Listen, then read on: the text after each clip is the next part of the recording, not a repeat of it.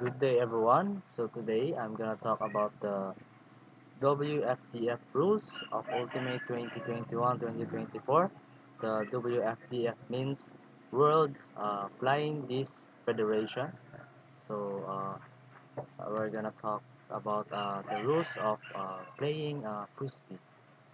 So by the way, I am Neil CABILONA, a second year BPEd student, your reporter for today's video. So let's start. So, introduction. So, the Ultimate is a side team sport played with a flying disc. It is played on a rectangular field about half the width of a football field, with an end zone at each end. The objective of each team is to score a goal by having a player catch a pass in the end zone that they are attacking. A thrower may not run with the disc, but may pass the disc in any direction to any teammate. Anytime a pass is incomplete, a turnover occurs, and the other team shall take possession and attempt to score in the opposite end zone. Games are typically played to 15 goals or around 100 minutes. Ultimate is self-officiated and non-contact. The spirit of the game guides how players officiate the game and conduct themselves on the field. And also, many of these rules are general in nature and cover most situations. However, some rules cover specific situations and override the general case. And also, the variations to the basic structure and rules may be used to accommodate special competitions, number of players, age of players, or available space. It is referred to the relevant appendix for additional rules that apply at specific types of World Flying Disc Federation or WFTF events. So basically, the the sport of frisbee was as a seven-a-side team sport na na nilalaro gamit ang isang flying disc. And ginaganap ang laro na ito sa field, rectangular field, kalahati ng isang football field na may end zone tsaka each end. And sa within 100 minutes, dapat yung isang team ay maka-goal ng 15 goals.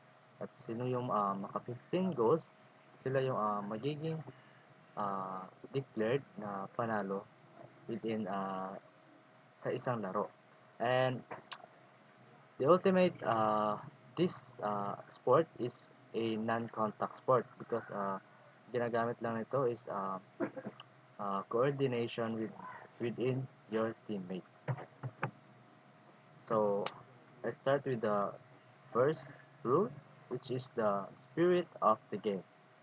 So the Ultimate is a non-contact self-officiated sport. All players are responsible for administering and adhering to the rules.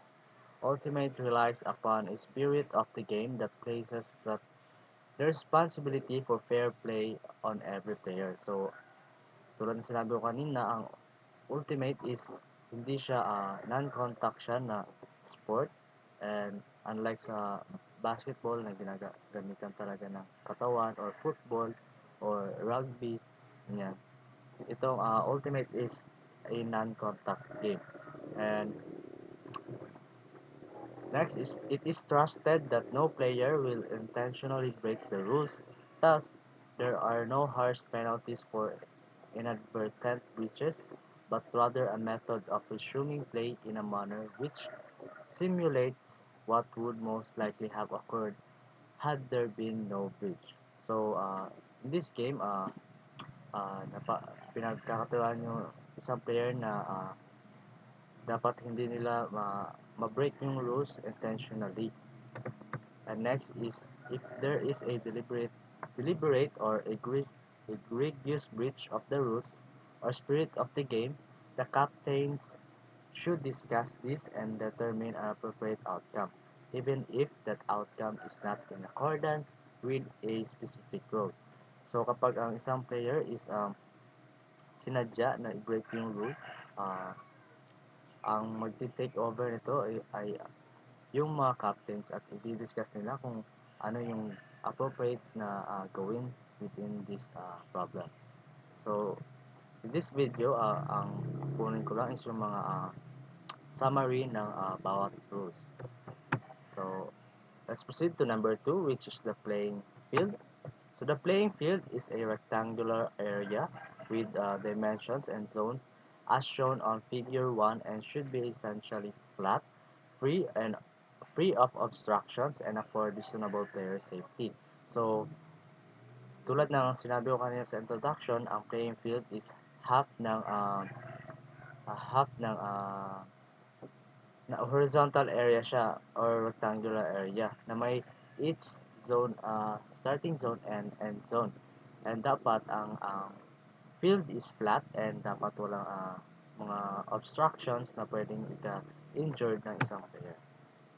Next is that the perimeter line surrounds the playing field and consists of two sidelines along the length and two end lines along the width. So may dalawang linya siya sa length at dalawang linya sa width. So as you can see in the picture, uh, ganyan ang measurement ng isang playing field. 18 meters or about 64 meters playing field. End zone. So next, let's proceed to equipment. So any flying disc acceptable to both captains may be used. So kapag napagkasunduan ng dalawang captains na ang isang flying disc is pwedeng uh, pwedeng gamitin sa paglalaro ng ultimate. So accepted siya. And the WFDF may maintain a list of approved discs recommended for use. So may list pa rin ng mga approved discs na ginagamit sa larong to. And each player must wear a uniform that distinguishes their team. So dapat yung both team may kanya-kanyang uh, uniform ma, para sa pagkakakilanlan nila para mabilis ma-recognize na sila yung magkaka-teammate sa bawat team. Next is no player may wear items of clothing or equipment that reasonably could harm the wearer or other players or impede an opponent's ability to play. So, dapat kapag nalalaro ka, wala kang mga accessories sa iyong mga kamay or sa mga na sinusuot na pwedeng ika-injured ng isang player ng opponent mo or maybe ng companion mo. Next is the point, goal, and game.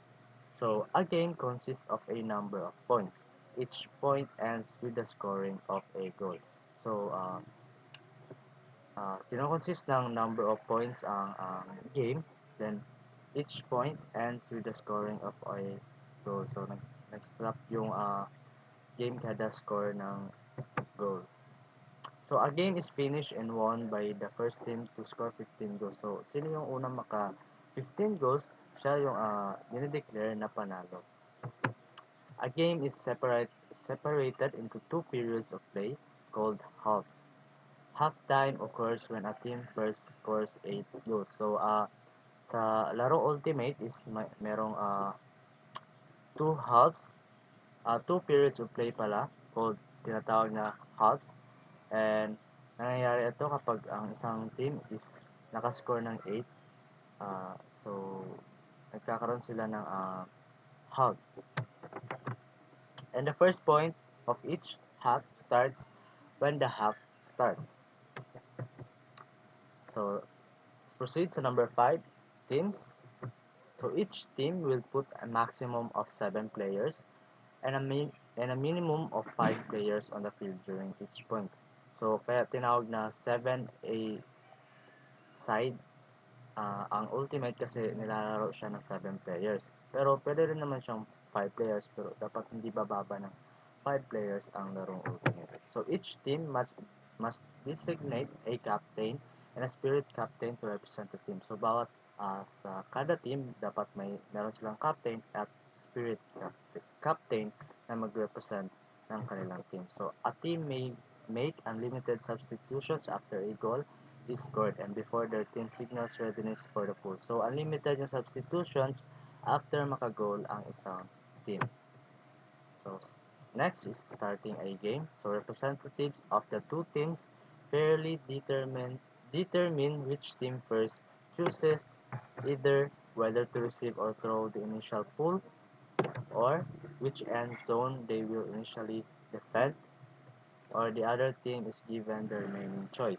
So, may representative ang kada team kung sino ba mauna uh, magto-throw ng disc or sino yung magde-defend kung saan yung home nila or saan which end zone sila na bahay na i-defend nila or base na i-defend nila. And at the start of the second half, these initial selections are switched. So pagkatapos ng first half, then second half na, magsi-switch naman sila ng yung na-select nila sa unang laro. Next is the pool. At the start of the game, after halftime or after a score, play commences with a throw by defense called a pool. So, ang pool is ito yung pag-start ng game or after ng halftime or after magka-score. Then, uh, uh, tinu-throw ng defense ang disc. Ito ay tinatawag natin na pool. And teams must prepare for the pool without unreasonable delay. The pool may be made only after both teams have signaled their readiness by having the pooler and a player offense raise a hand above their head. So kapag ready ng lahat, pwede nang i-execute ang pool. So let's proceed to number 8, state of play. So play is dead and no turnover is possible. After the start of a point, until the pool is released, when the disc must uh, be carried to the pivot location after the pool or a turnover until a pivot point is established. Let's proceed to stall count. So the marker administers a stall count on the thrower by announcing stalling and then counting from 1 to 10. The interval between the start of each number in stall count must be at least 1 second. And the stall count must be clearly communicated to the thrower. So dapat yung stall count clearly communicated sa thrower para uh, walang mga information na naglalapses. And let's proceed to number 10, which is the check. So whenever play stops during a point for a foul, violation, contested turnover, specific turnover, contested goal, stoppage, discussion, or at the completion of a timeout, play must restart as quickly as possible with a check. So the check may only be delayed for the discussion of a call. So kapag nag-stop yung mga play, or nag-stop yung mga play because of a foul, violation, dapat yung play is restart as quickly as possible na may check. Player positioning after a call except in the case of a timeout unless specified otherwise, and if a play stops before a pass is thrown, all players must return to the location they held when the call was made. Let's proceed to number 11, which is out of bounds. So out of bounds, the entire playing field is in bounds. The perimeter lines are not part of the playing field and are out of bounds. So ang perimeter lines, ito yung ito ang tinatawag natin na out of bounds. Yung mga play na hindi na nasa loob, yung nasa labas na out of bounds. And all non-players are part of the out of bounds area. So yung mga player na hindi naglalaro, sila yung mga nabilong sa out of bounds na area. The out of bounds area consists of the ground which is not in bounds and everything in contact with it, except for defensive players who are always considered in bounds. So yung mga, except sa mga defensive players, considered sila na in bounds. Let's proceed to number 12, which is the receivers and positioning. So a catch occurs when a player has a non-spinning disc trapped between at least two body parts. A catch can enable a player to establish possession of the disc. So nag-o-occur yung catch kapag yung player is uh, nakuha yung disc between at least two body parts niya. And if the player fails to maintain the catch due to subsequent ground contact related to the catch or contact related to the catch with a teammate or legitimately position of position player, possession is deemed to have not occurred. So kapag hindi na-maintain ng player ang pag-catch, the possession is mawawala. So let's proceed to number 13, which is the turnover. So a turnover that transfers possession of the disc from one team to other occurs when the disc contacts the ground while it is not in the possession of an offensive player. So kapag nasa ground na yung disc, and however it is not down if a receiver catches a pass before the disc contacts the ground. So hindi matatawag na down if ang receiver is nasalo niya yung disc bago uh, ma-touch sa ground yung disc and maintains the catch while the disc is in contact with the ground. Next, number 14 is the scoring. So a goal is scored if an inbounds player catches a legal pass and all their ground contacts are entirely within their attacking end zone, or for an airborne player, all of their first simultaneous points of ground contact after catching the disc are entirely within their attacking end zone. Next is calling fouls, infractions, and violations. So a breach of the rules due to non-minor contact between two or more opposing players is foul. So kapag uh, as a breach of the rules due to non-minor contact between two or more opposing players is a foul, and a player is intentionally initiating minor contact is still a breach of the rules but is to be treated as a violation and not a foul. So kapag lumabag siya sa rules, sa breach of rules, uh, and nagkakaroon siya ng um, contact sa opposing players, tinatawag ito na foul. Pero kapag minor contact lang, tinitreat nila ito na violation and not a foul. Let's proceed to 16, continuation after a call. So it is happen whenever a foul or violation call is made or a player attempts to stop play in any way. Play stops immediately and no turnover is possible unless in situations specified in 15.9. Let's proceed to fouls. So foul occurs in a dangerous play or an actions demonstrating reckless disregard for the safety of fellow players or posing significant risk of injury to fellow players or other dangerously aggressive behaviors are considered dangerous play and must be treated as foul regardless of whether or when contact occurs. So kapag uh, ang ginawa mo sa yung opposing player or sa opponent mo is nag-result ng injury or parang dangerous play siya, matatawag ito na foul. Next is the infractions and violations. So, marking infractions. Marking infractions include the following: fast count, starts or continues the stall count illegally, does not start or restart the stall count with stalling, count in less than 1 second intervals, does not correctly reduce or reset the stall count when required, or does not start the stall count from the correct number. So these are the infractions and violations. Let's proceed to 19, which is the safety stoppage. So the injury stoppage. An injury stoppage or injury may be called by the injured player or by any player on the injured player's team. So kapag uh, na-injury yung isang player, pwede siyang tumawag ng injury stoppage because na-injury siya.